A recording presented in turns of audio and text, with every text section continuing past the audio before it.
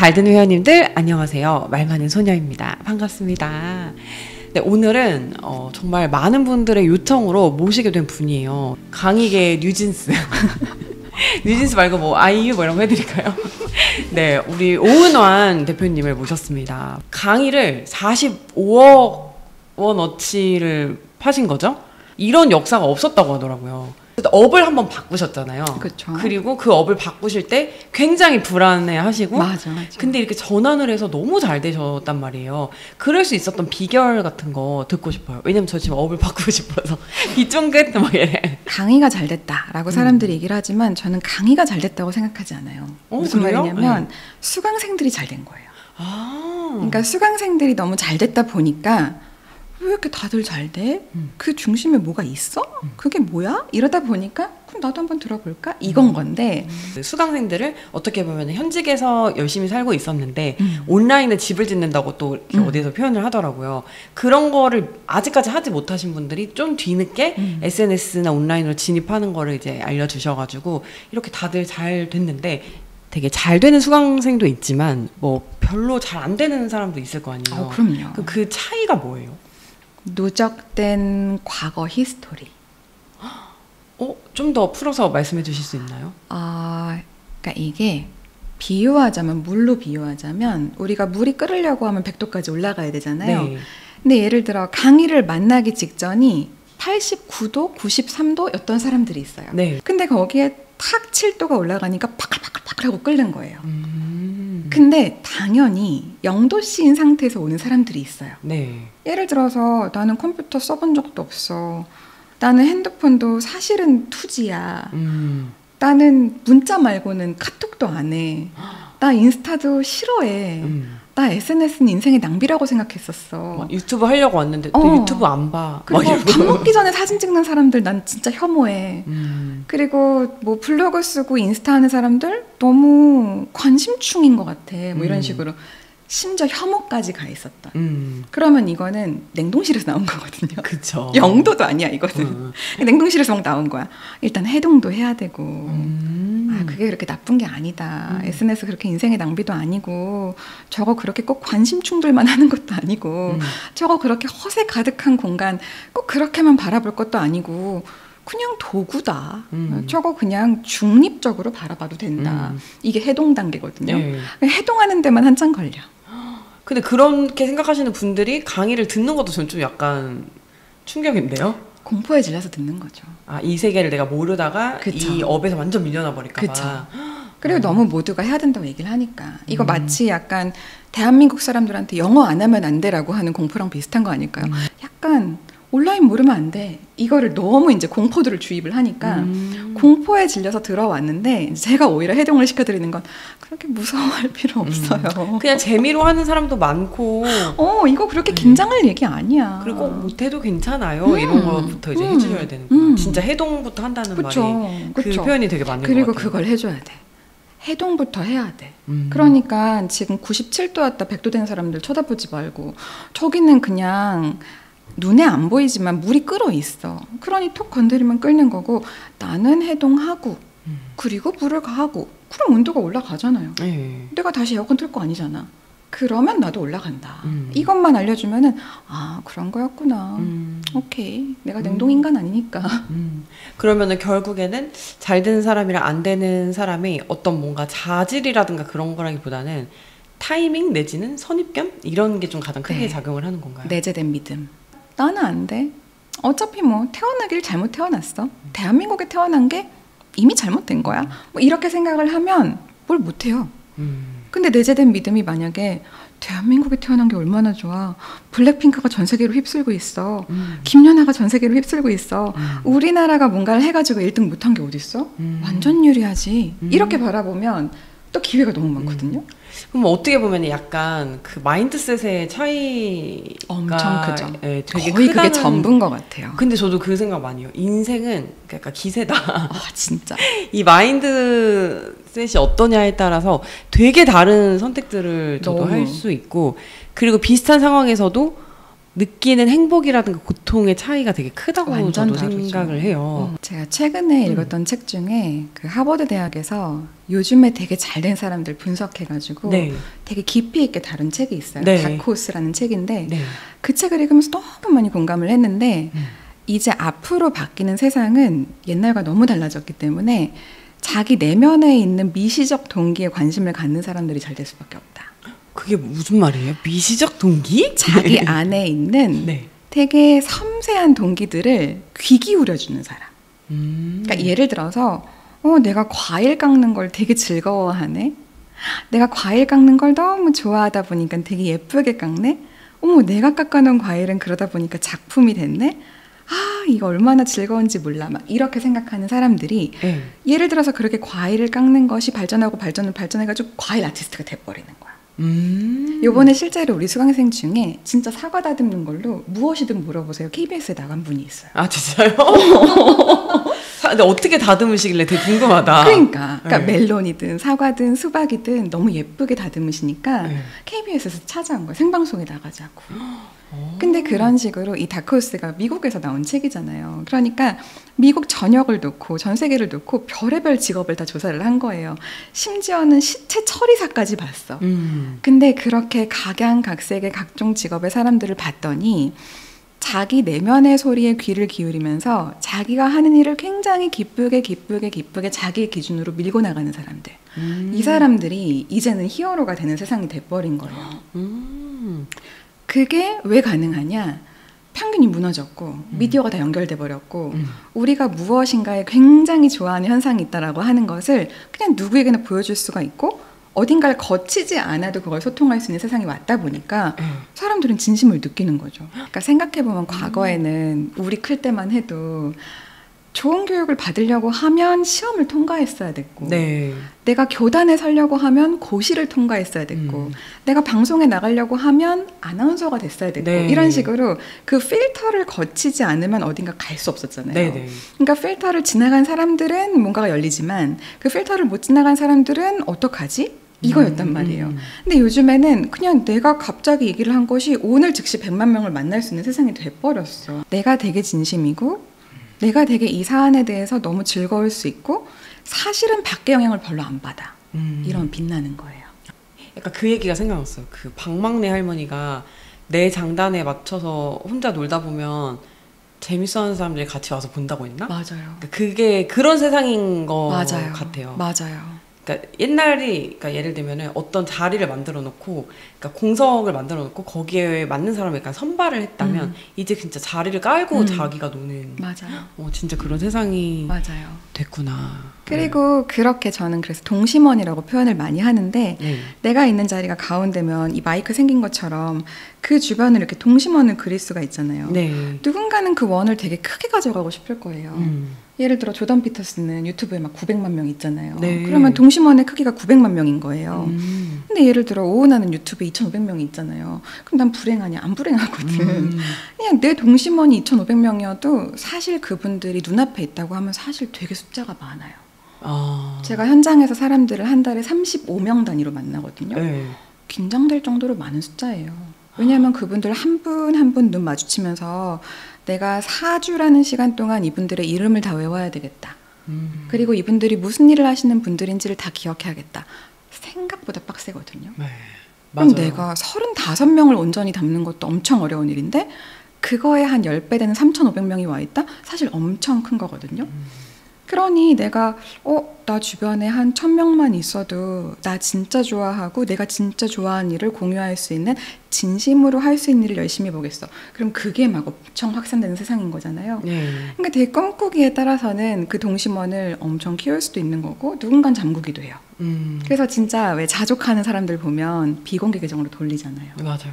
인플루언서임에도 불구하고 자물쇠 열려야 볼 수 있고 막 자기가 파는 마켓조차도 회원가입 해야지만 들어갈 수 있는데 회원가입도 막 몇 주 만에 한 번씩 해주고 이런 분들이 있거든요. 그런 분들은 고객 많아지면 나 CSR 자신 없으니까 여기까지만 받을래. 그렇게 가시는 분들도 있는 건데 그럼 그분들이 불행하냐? 그분들 되게 행복하게 살아요. 그래서 그렇게 생각해 보면 내가 원하는 동심원의 사이즈가 어디지? 나 되게 작은 원 그리고 싶나? 나 되게 큰 원 그리고 싶나? 나 되게 글로벌한 원 그리고 싶나? 그리고 그 원의 색깔은 뭐였으면 좋겠지? 내 내면에서 진짜 찐으로 너무 좋아하고 싶은 하나의 주종목이 있다면 그거 뭔지 한번 생각해 보자. 그거를 찐으로 생각을 해도 충분히 먹고 살 수 있구나. 먹고 사는 정도가 아니라 왜 이렇게 돈이 많이 벌려? 이런 현상까지도 되게 금방 가니까. 뭐 유튜버 이런 거 일을 해본 입장에서 요즘 뭘 느끼냐면 새로 등장하시는 분들이 되게 잘 된다고 아까 사실은 이 팟캐스트 전에 말씀해 주셨는데 그 이유를 저는 그거라고 생각을 하거든요. 맞아요. 예전에 했던 사람들은 그 숫자가 너무 적다 보니까 한 사람당 하는 컨텐츠가 되게 다양한 거예요. 그리고 너무 많아. 그러니까 뭐가 하나가 좀 뾰족하기가 힘들어요. 그러니까 이 인간에 대한 흥미나 재미가 좀 떨어지거나 아니면 아예 대기업으로 이 사람이 성장을 해버리지 않으면 그러면 좀 더 벌 이유가 없어지는 게 좀 있어요. 그리고 왜 우리 회사 다녀봐서 알잖아요. 처음에 입사할 때는 얼마나 떨려요. 네. 딱 명찰 달고 네. 띡 하면 복사해오라 그래도 신나잖아. 네. 제가 해오겠습니다 막 이러잖아요. 근데 한 3년 됐는데 복사해와 그러면 제가요? 이렇게 되잖아요. 네. 그런 것처럼 이 SNS라고 하는 것도 나한테 일이 되어버리는 순간에는 우리가 회사에서 일 다루듯이 처음에 그 설레는 진심은 온데간데 없고 내가 좀 잘해보고 싶은 마음, 내 동료랑 잘 지내고 싶은 마음, 내가 이분들하고 뭔가를 좀 잘 만들어가고 싶은 마음 이런 거보다는 왜 가다 보면 다치잖아. 에이. 막 음해도 당할 수 있고 에이. 악플도 받을 수 있고 회사에서 겪는 거랑 똑같다고 생각해요. 옆에 막 이상한 동료가 와가지고 내가 좀 스트레스도 좀 받아보고 내 아이디어 누가 막 가로채가지고 가져가면 막 열도 받아보고 막 승진하려고 시험 보려고 그랬는데 미끄러져도 보고 막 이러다 보면 회사 못 다니겠다 막 이렇게 가잖아요. 네. 그런 것처럼 SNS가 일터가 돼서 한 3년 이상 지난 사람들은 그걸 겪는 거야. 근데 문제는 그거를 구독자들이 다 느껴. 맞아요. 이 사람 지금 매너리즘 빠졌구나. 이 사람 되게 지쳤구나. 하기 싫은데 꾸역꾸역 끌고 가고 있구나. 그러면 재미가 없지. 우리가 그렇게 매너리즘 빠져있는 누군가한테 재미를 느끼진 않잖아요. 맞아요. 그래서 저도 좀 사실 소름 끼칠 때가 하기 싫어하는데 억지로 하는 거 보여요. 막 돈 때문에 하는 거 보여요. 가끔 이런 댓글 갈 때 이 사람 그치? 정답인데? 이런 데가 되게 많아요. 그치. 발표하러 올라갔는데 준비 안 된 거 보여. 약간 이런 느낌. 맞아요. 그런 억지로 하는 거는 되게 티가 나기 마련이기 때문에 그렇네요. 그래서 잘하는 사람들은 누가 잘하냐면 매일 새로 태어날 줄 아는 사람들. 되게 좋은 말이다. 그냥 아침에 깨면 오늘이 첫 페이지야. 요거 리셋 잘하는 사람들. 근데 긍정적으로. 그리고 새로운 거 보여주고. 그치. 오늘도 또 열심히 살아야 돼. 오늘도 나에게 피곤한 하루가 주어졌어. 언제까지 이렇게 고단할 예정이지? 제가 빙이 됐나요? 이런 사람은 하루를 바라봤을 때 좀 힘든 거고 오늘도 설레는 하루가 나에게 주어졌어. 아싸 신난다. 이제 이런 사람들 되게 잘 돼요. 그래서 저도 맨날 조심하는 게 나 오늘 아침 에너지 상태 어떻지? 그리고 얘 색깔로 보자면 긍정적인가? 부정적인가?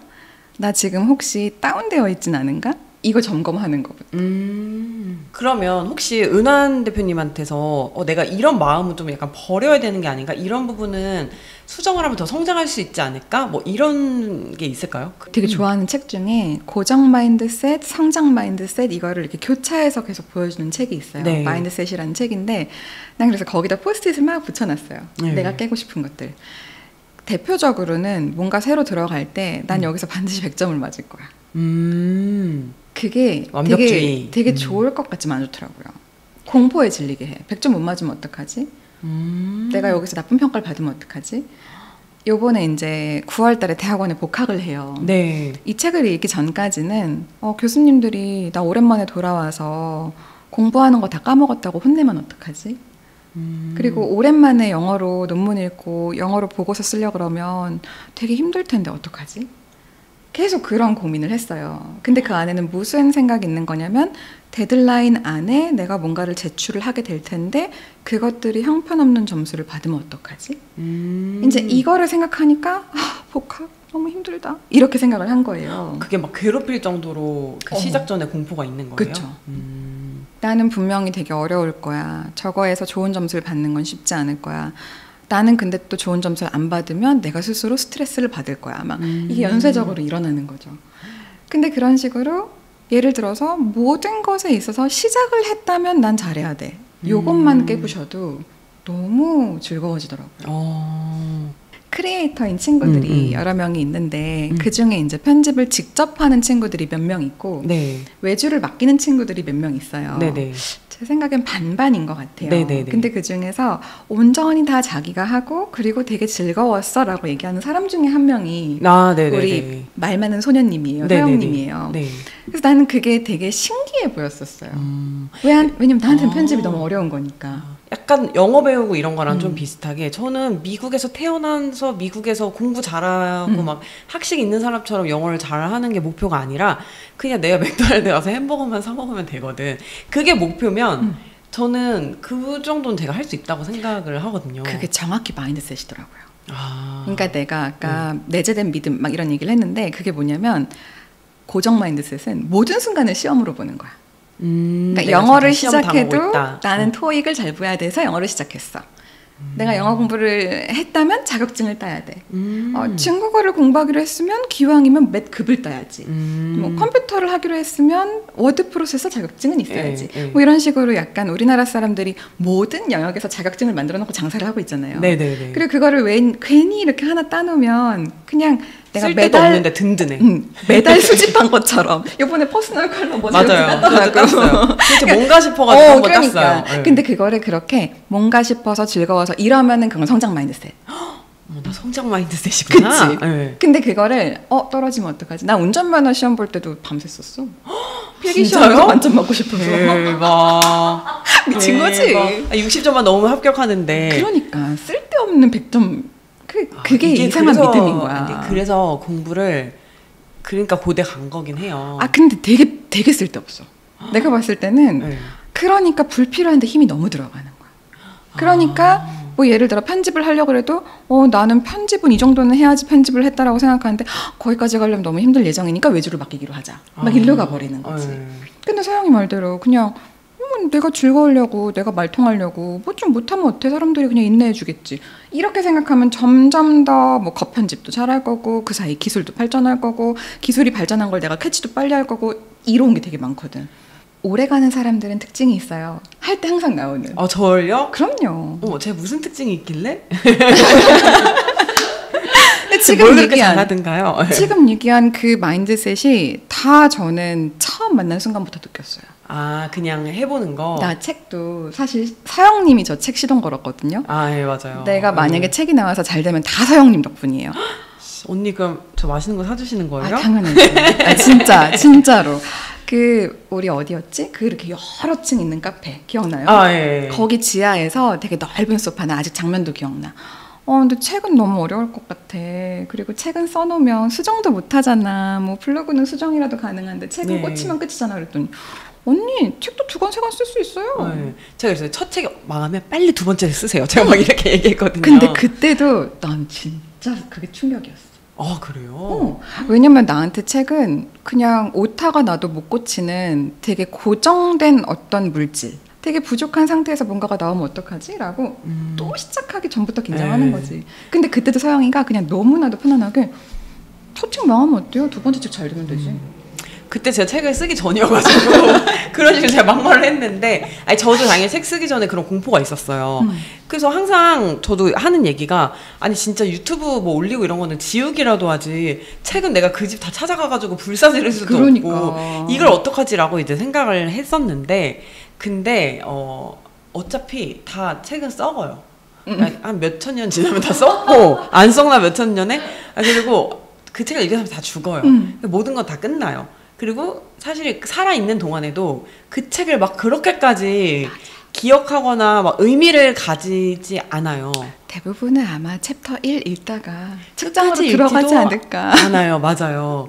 진짜 끝까지 읽지도 않아요. 그래서 그거를 이제 좀 인지를 하니까 용기가 되게 생겼었고. 그러니까. 그래서 그런 용기를 항상 줬던 영감의 원천. 진짜요? 만나면 항상 이렇게 에너지가 올라가는 친구. 근데 그런 사람 별로 없어요. 그래요? 별로 없어. 그 재밌는 거는 그 마인드셋이라는 책에서 이렇게 생각하는 사람들이 그런데 성과도 좋아. 아, 그래요? 오히려 고정 마인드셋들은 너무 긴장하니까 실점할까봐 기량을 발휘를 못해요. 그럼 언니는 지금 고정 마인드셋 가지고 있는데 이 정도 했으면 근데 사실 막 그래서 더 할 수 있었던 나는 그 건가요? 생각 해요. 난 성공 마인드셋인데 왜 이 정도지? 그 책에는 아직 저는 읽어보지 않고 저도 이제 밀레서재 담아놨는데 제가 생각하는 되게 안 좋은 고정 마인드셋은 그거예요. I'm special이에요. 나는 특별해. 맞아. 이게 저는 되게 안 좋다고 생각을 하는데 뭐 이게 완벽주의랑 좀 비슷할 수도 있는데 나는 특별하니까 내 인생에 실패가 있으면 안 돼. 맞아. 나는 특별하니까 뭐 하다못해 이런 거 무슨 점을 봐도 사주가 좀 안 좋게 나와. 그럼 저기가 잘못 봤대. 왜냐면 난 특별하니까 그렇게 나올 리가 없고 결국엔 해피엔딩으로 다 뭔가를 마무리를 하지 않으면 막 안 되는 거예요. 그럼 이제 행복할 수 있지 않을까라고 생각했는데 아니요. 현실을 받아들이지 못하더라고요. 고칠 점을 못 고치더라고요. 그런 사람들은. 그래서 그 나는 특별해라는 마음을 조금 내려놓아도 되지 않을까. 맞아. 그거 다 많이 나와요. 많이 강조해요. 사사로운 거에 의미 부여를 하면서 에너지를 낭비하지 말고 그냥 내가 할 수 있는 걸 지금 하면서 다음 거를 또 그냥 그렇게 준비하고 결과가 안 좋았어도 그냥 그건 버리고 또 그냥 앞으로 가고 좋았으면 아 좋네 하고 또 다 앞으로 가고 결국엔 그거밖에 없구나. 그거밖에 없는 것 같아요.